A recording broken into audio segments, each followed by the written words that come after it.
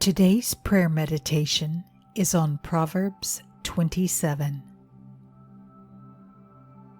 I do not brag about the plans I have for tomorrow, because I don't have a clue what tomorrow may bring to me.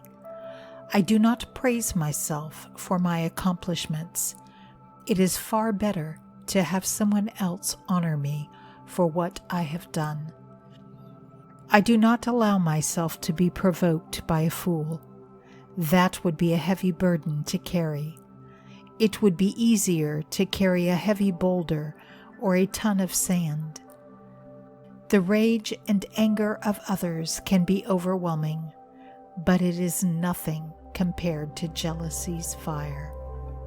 I would rather be corrected openly if it comes from love. I know that I can trust a friend who wounds me with his honesty, but the flattery of an enemy is insincere. When my soul is full, I turn down even the sweetest honey, but when my soul is starving, every bitter thing becomes sweet. My sweet friendships refresh my soul and awaken my heart with joy. A good friend is like an anointing oil that yields the fragrant incense of God's presence. So I never give up on a friend or abandon a friend of the family. If disaster should strike, it is better to have a friend nearby to run to than a relative far away. I walk in your wisdom, Father. My one desire is to bring joy to your heart. The way I live is proof that I have listened to your word and applied it to my life. I discern danger that lies ahead and prepare myself. I am not naive, never looking ahead and suffering the consequences of not being prepared. I do not cosign or guarantee the loan of another. If they default, my property will be seized in payment.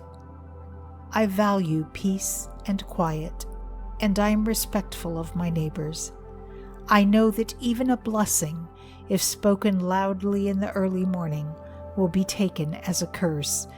And while I love to sing praises to you in the morning, Father, I do not sing at the top of my lungs in the early morning, or my neighbors may curse me for doing it. I do not nag. I know that nagging is like an endless drip, drip from a leaky faucet. It doesn't result in anything good. As iron sharpens iron, so one person sharpens another, and I seek out those who will sharpen my character as friends, rather than someone who is content to let me retain my flaws. I tend to my business like an orchard, and I have fruit to eat. I serve your interests, Father, and I receive your sweet honor and favor.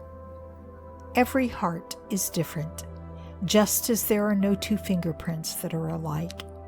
And as the water reflects the face, so my life reflects my heart. Death and destruction are never filled, and the earthly desires of men's hearts are insatiable. But Father, you have promised to first fill my heart with pure and righteous desires, and then to satisfy them.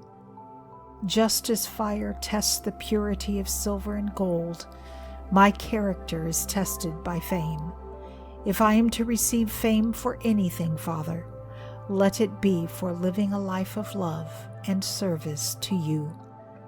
I pay close attention to the faces of my family and friends, and hold close to my heart the condition of those I care for. My strength, power, and riches will one day fade away. Not even nations endure forever. I take care of my responsibilities, and I'm diligent in my business, and I always have more than enough, an abundance of food, clothing, and plenty for my household. So be it. Until next time, be blessed and be a blessing.